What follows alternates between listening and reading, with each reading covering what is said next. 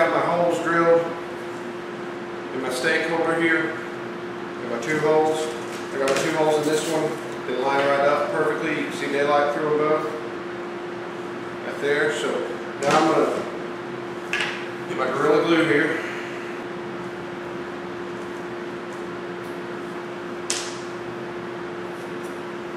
Just need a little bead going down the middle here. Make sure you get in those holes. I'll fill that in a little bit.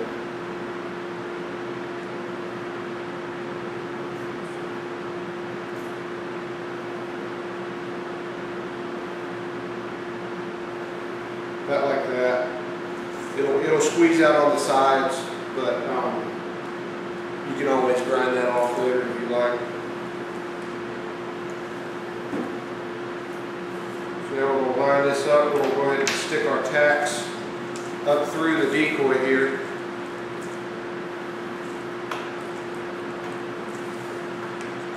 Stick those through. Stick right through the decoy like that.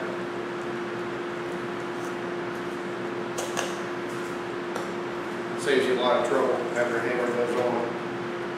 And then we'll line up our holes on this. Just line those up with those nails. Keep your hand on the back of them and just kind of work it down onto them.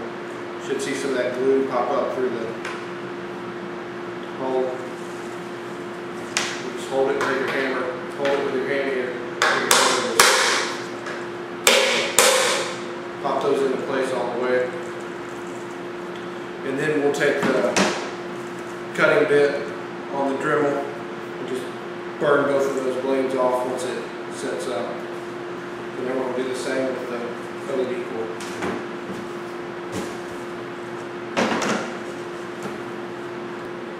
Now what I'm going to do is use this Dremel with the cutting bit on it to flush off these tack heads that are poking out on the decoy. I'm just going to grind them right off.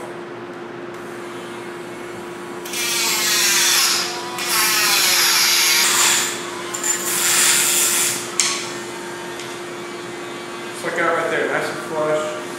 That way they're not poking out anymore.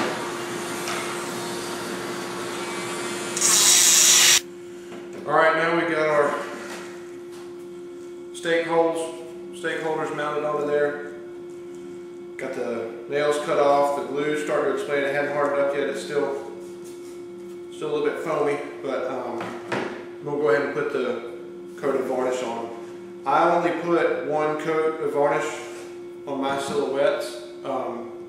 You can put more. I'm not planning on having them in the water actually while I'm hunting, but they will most likely get wet, so I want to go ahead and put 1 coat at least on them.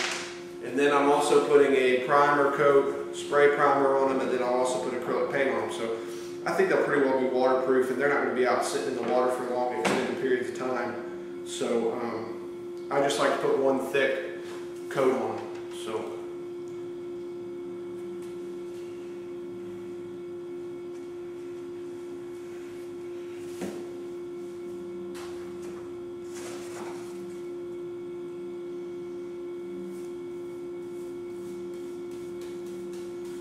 make sure you work it into the